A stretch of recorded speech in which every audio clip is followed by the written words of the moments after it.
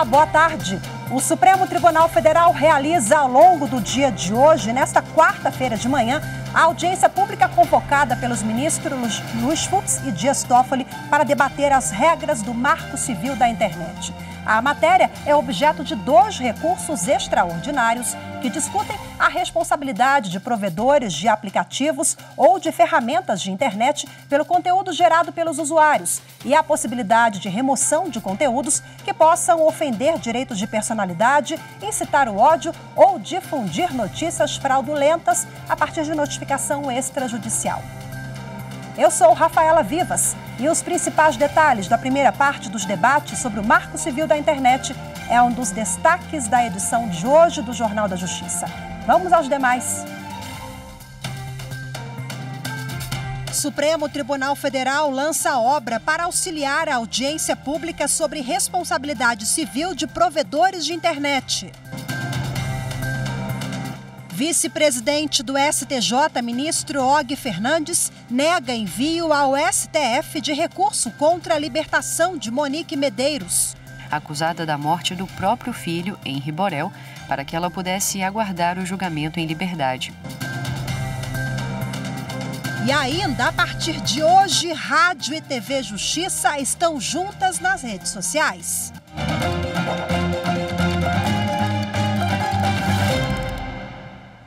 E como você acompanhou aqui ao longo da programação na rádio e na TV Justiça, o Supremo Tribunal Federal realiza hoje e amanhã uma audiência pública para discutir o Marco Civil da Internet. A discussão vai dar informações para o julgamento de 2 recursos extraordinários que tratam do tema.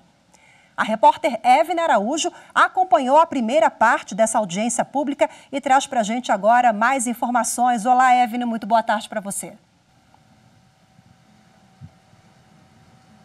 Oi, Rafaela, boa tarde. O Facebook, que é autor do recurso de relatoria do ministro Dias Toffoli, e a Google, que é autora do recurso de relatoria do ministro Luiz Fux, tiveram representantes aqui na audiência pública. O primeiro processo é relacionado a um perfil fake que a empresa demorou para retirar do ar. No outro, uma usuária pede indenização por um discurso de ódio, uma fala de ódio divulgada contra ela.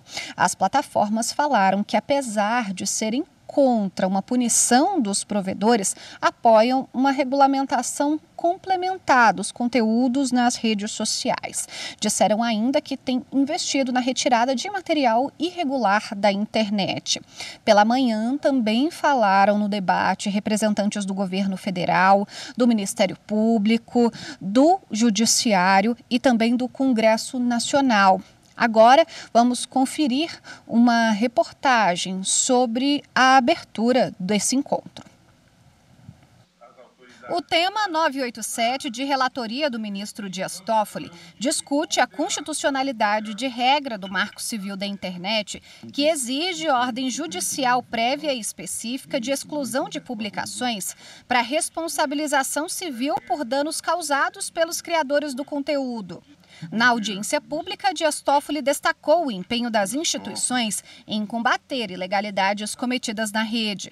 O adequado enfrentamento à proliferação de notícias fraudulentas e à desinformação tem mobilizado todas as instâncias de poder, sobretudo nos últimos anos, com audiências públicas realizadas no âmbito do Congresso Nacional e com inúmeras iniciativas de enfrentamento adotadas por essa Suprema Corte. O tema 533, de relatoria do ministro Luiz Fux, trata do dever da empresa que hospeda a página na internet de fiscalizar o conteúdo publicado e de retirá-lo do ar sem intervenção judicial quando for considerado ofensivo.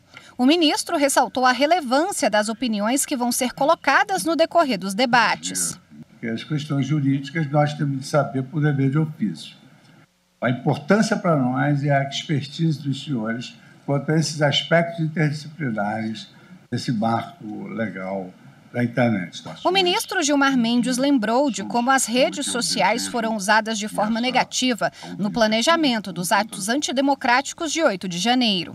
Que, de alguma forma, guardam conexão direta com esse uso abusivo da internet. E, claro, o sistema jurídico precisa de encontrar meios e modos de lidar com essa temática. A audiência pública sobre o Marco Civil da Internet vai ouvir 47 representantes de instituições públicas e privadas, da advocacia e da academia especialistas no assunto. O vice-presidente do Supremo Tribunal Federal, ministro Luiz Roberto Barroso, apontou a preocupação com a disseminação de discurso de ódio na internet. Desinformação, mentira deliberada, discurso de ódio, ataque à democracia e incitação à prática de crimes violam os 3 fundamentos que justificam a proteção da liberdade de expressão. É por essa razão que a mesma lógica que legitimou a proteção especial da liberdade de expressão agora justifica a nossa luta contra a desinformação e contra a disseminação do ódio. Alexandre de Moraes, presidente do Tribunal Superior Eleitoral e ministro do STF, considerou o atual modelo de gestão dos provedores pouco eficiente e, por isso, defendeu a criação de regras. Nós temos que avançar nesse avanço, depois analisar se foi suficiente e novamente avançar. O que nós não podemos realmente é continuar com o modelo atual. O modelo atual já se mostrou ineficiente, o modelo atual já demonstrou que pode ser instrumentalizado contra a democracia, que pode ser instrumentalizado contra o Estado de Direito. O ministro da Justiça e Segurança Pública, Flávio Dino, citou casos recentes de mortes de jovens motivadas por discursos de ódio nas redes sociais. Quantos homicídios estão sendo perpetrados em escolas?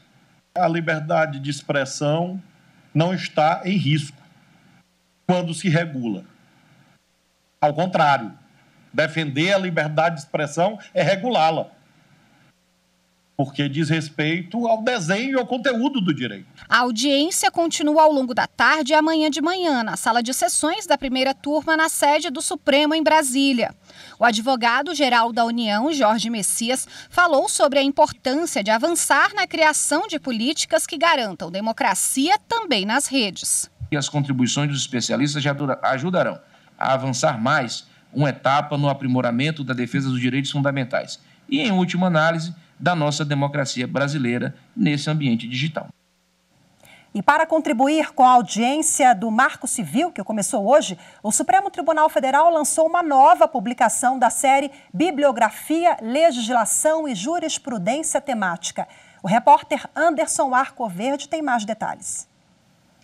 A obra foi produzida pela Secretaria de Altos Estudos, Pesquisas e Gestão da Informação. A presidente do Supremo Tribunal Federal, ministra Rosa Weber, assina a apresentação.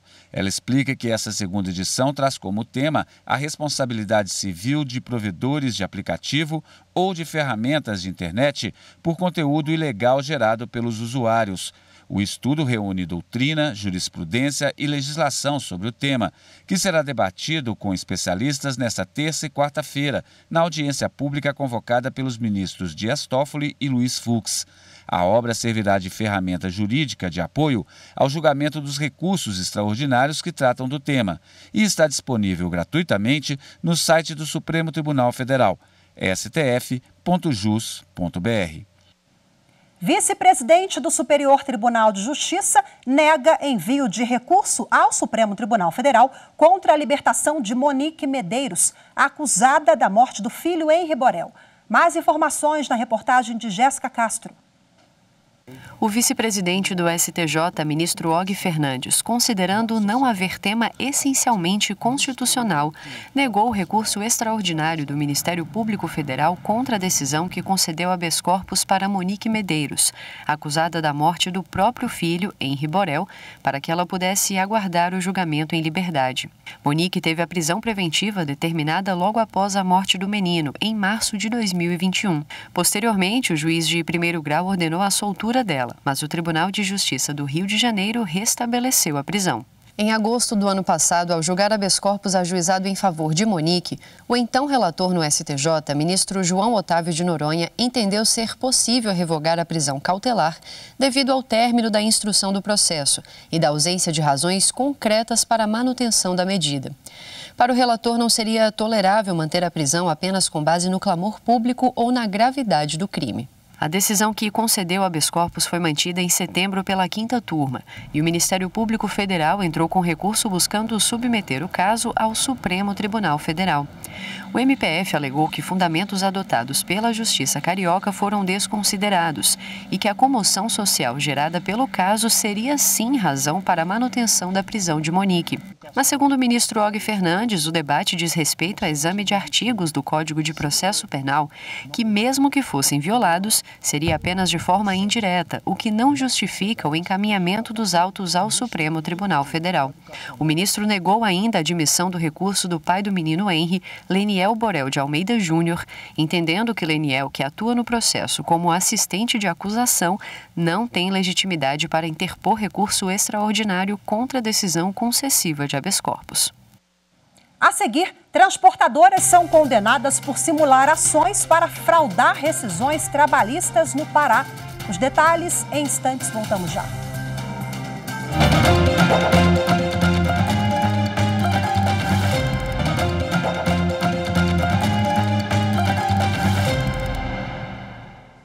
Em Goiás, a Polícia Federal realizou hoje uma operação de combate à caça ilegal de búfalos por colecionadores, atiradores e caçadores, CACs, na zona rural da região nordeste do estado.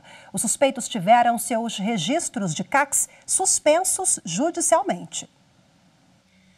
A ação conta com o apoio de 47 policiais federais, distribuídos em 10 equipes, responsáveis pelo efetivo cumprimento de 10 mandados judiciais de busca e apreensão em Goiás, Paraná e Distrito Federal. Os suspeitos poderão responder pelos crimes de caça ilegal de animais acelvajados, associação criminosa, porte ilegal de arma de fogo, de uso permitido e restrito, além de apologia criminosa e exercício arbitrário das próprias razões. Com a autorização da Justiça, o Ministério Público do Paraná, por meio do Grupo de Atuação Especial de Combate ao Crime Organizado, faz operação para apurar um suposto esquema de rachadinha da vereadora Noêmia Rocha, do MDB. Foram cumpridos 8 mandados de busca e apreensão, sendo 7 na capital e 1 em Colombo, na região metropolitana de Curitiba. Entre os locais estão o gabinete da vereadora, a residência dela e as casas de 5 servidores e de um ex-servidor do Legislativo Municipal. A investigação do GAECO foi aberta a partir de uma denúncia anônima encaminhada em 2021, indicando que a vereadora estaria praticando desde pelo menos 2017 rachadinha. Neste caso, os servidores seriam obrigados a repartir os salários com pessoas que prestariam informalmente serviços relacionados ao programa de rádio da parlamentar e ainda que seriam obrigados a pagarem contas pessoais dela. A 3ª turma do Tribunal Superior do Trabalho rejeitou o recurso de 6 transportadoras de passageiros do Pará pertencentes a um mesmo grupo econômico.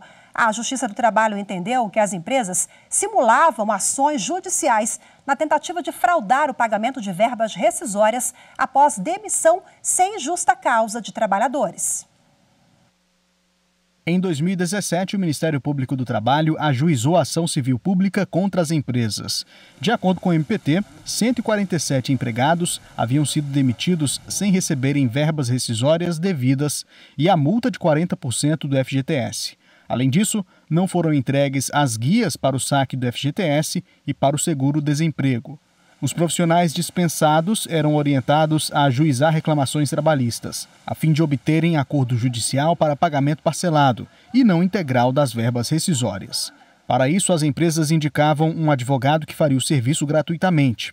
Na ação, o MPT pediu que a Justiça determinasse o pagamento das verbas devidas aos trabalhadores em indenização por dano moral coletivo, por entender que as infrações agridem direitos fundamentais e geram dever de reparação à coletividade. As empresas em defesa sustentaram não ter interesse em fraudar a legislação trabalhista e justificaram a falta de dinheiro em caixa para quitar os débitos nos prazos legais.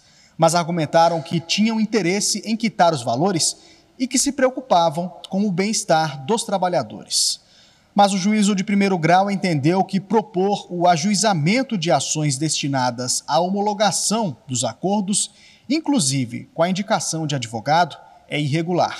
As empresas foram condenadas ao pagamento das verbas trabalhistas devidas e de indenização por dano moral coletivo no valor de R$ 227 mil.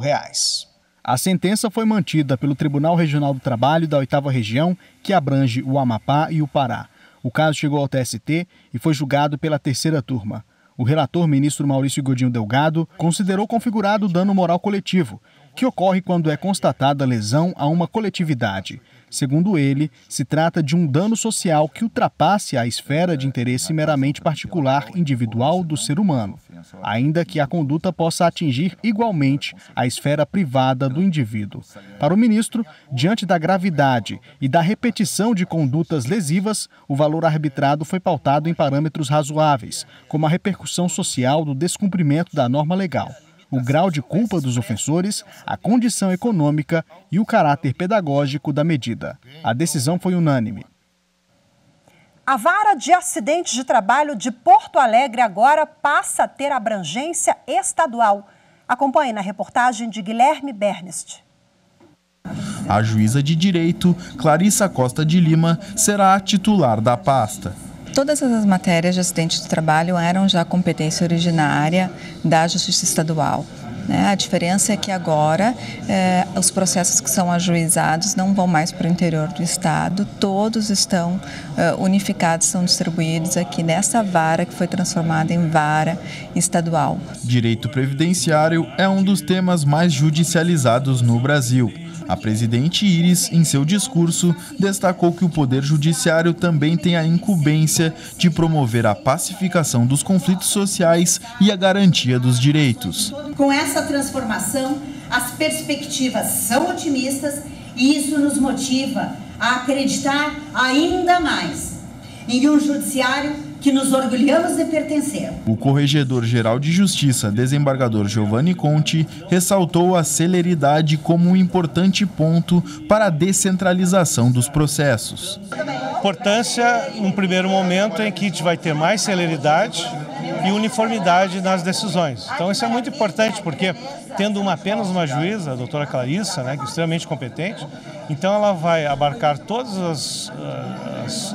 os processos que tramitam em todo o estado e ela então que vai instruir esses processos e as decisões serão basicamente uniformes. Então para isso, para a jurisdição, há uma garantia, porque não há decisões conflitantes, e em segundo lugar a celeridade, porque ela vai ter uma boa estrutura para que os processos andem bem rapidamente. Facilitar o acesso à justiça foi um ponto levantado pela diretora do foro, doutora Alessandra Abrão Bertolucci. Todos os processos que dizem respeito a essas demandas de acidentes do trabalho vão se concentrar nessa unidade.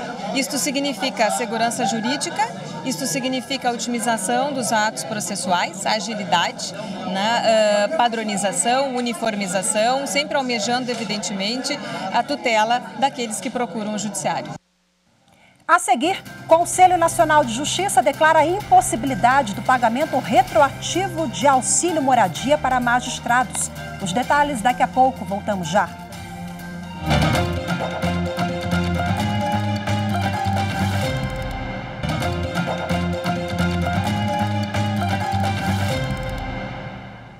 Foi enterrada hoje de manhã a professora Elizabeth Tenreiro, de 71 anos. Ela foi assassinada ontem pelo adolescente de 13 anos que invadiu uma escola estadual em São Paulo. Outras 4 pessoas ficaram feridas no ataque. O menor vai passar ainda hoje por um depoimento informal com representantes do Ministério Público e da Vara da Infância e Juventude. Ele foi apreendido ontem após ser imobilizado pelas professoras da escola. O Ministério Público avalia se vai pedir a internação provisória do menor. O processo corre em segredo de justiça. O Conselho Nacional de Justiça, CNJ, realiza sessão de julgamento. E na pauta há 23 processos.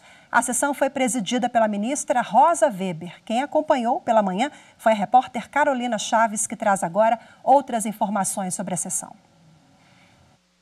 O primeiro processo analisado foi quanto à legalidade do pagamento de auxílio moradia pago aos magistrados do Tribunal de Justiça do Amapá entre 2009 e 2014.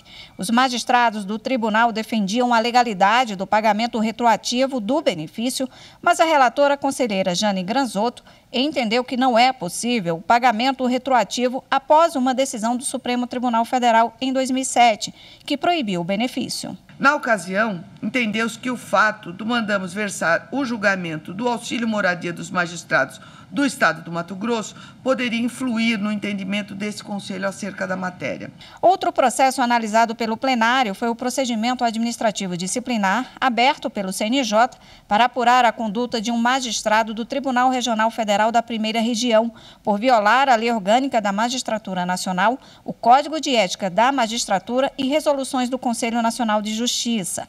De acordo com o processo, o magistrado Antônio Cláudio Macedo da Silva divulgou nas redes sociais termos depreciativos contra membros do Judiciário. Esse julgamento foi suspenso pelo pedido de vista do conselheiro Giovanni Olson. Na pauta da sessão, ainda há cerca de 20 processos e, por isso, não há previsão para acabar os julgamentos. A partir de hoje, Rádio e TV Justiça estão juntas nas redes sociais. Anote aí, @Rádio e TV Justiça. Acompanhe os detalhes dessa novidade na reportagem de Fernanda Porto. @Rádio e TV Justiça. Agora é assim que você encontra todo o nosso conteúdo na internet. A rádio e a TV se uniram para que você possa assistir aos programas, jornais e entrevistas da forma que quiser. A coordenadora de novas mídias e responsável pelo projeto de integração das redes, Mariana Xavier, explica as novidades. A ideia é que o público tenha com essa integração cada vez mais liberdade para assistir o conteúdo da TV e da Rádio Justiça da forma que ele quiser. Então ele está indo para o trabalho, ele pode escutar um podcast da rádio no Spotify no carro dele, ele está em casa, mexendo no celular, pode ver um vídeo no YouTube, um documentário, um programa especial, às vezes quer assistir pelo Twitter, ao vivo, o jornal ou a sessão plenária. Então a gente dá essa liberdade, ele pode assistir on demand, quando, como e onde ele quiser. E estamos por aqui também. Nas redes você curte, lê, compartilha e se informa sobre diversos assuntos. Tudo isso aqui na palma da mão. Além das redes, tem integração fora da tela também. Eu, por exemplo, Fernanda Porto, fui repórter por 7 anos da TV e agora estou na equipe da rádio. Mas com a integração, os repórteres da TV podem ser ouvidos na rádio e vice-versa. Outra mudança é que a rádio transmite ao vivo, simultaneamente, os jornais da Justiça, primeira e segunda edição, que já eram exibidos ao vivo pela TV e no canal no YouTube. O programa de debate Justiça na Tarde, que acontece ao vivo na Rádio Justiça, pode ser visto. Isso mesmo, só acessar o canal no YouTube para ver as imagens em tempo real diretamente do estúdio. Quem conta os detalhes para a gente é o coordenador administrativo Henrique Paranhos. Nós temos uma conta no Spotify, tá? Antigamente era a conta só da Rádio Justiça. Nós subimos vários materiais da rádio, vários programas, tá? A novela, programas semanais. Nós subimos que achávamos de destaque. E quando falaram da junção dos dois veículos, o mote foi, vamos começar pelas redes. Vamos começar pelo Spotify. E aí nasceu o Spotify Rádio e TV Justiça, a conta de Spotify. E nessa conta surgiu o primeiro produto conjunto, né, que nós chamamos de Em Destaque. Ele nasceu das matérias especiais, tá? Nós temos matérias especiais tanto na rádio quanto na TV. Geralmente elas podem ser atemporais ou datadas, uma comemoração específica. Dia da Mulher, por exemplo, Dia da Mulher virou um Em Destaque, um podcast Em Destaque. Então a gente sobe esse material que foi veiculado tanto em rádio e na TV, e ele sobe para o Spotify. O apresentador Walter Lima acredita que as novidades reforçam o poder de abrangência do rádio. Agora, você juntando justamente as tecnologias, esses meios de comunicação, sensacional. Ou seja, no rádio, o pessoal me sintonizando pela frequência da emissora, eu vou atingir um determinado raio de ouvintes devido à potência da emissora da rádio. Agora, eu chegando no YouTube, não tem limite. E para tudo ser integrado, é preciso uma linguagem clara e objetiva. Assim, quem acompanha, seja pela rádio, TV ou internet, entende as notícias da justiça brasileira facilmente.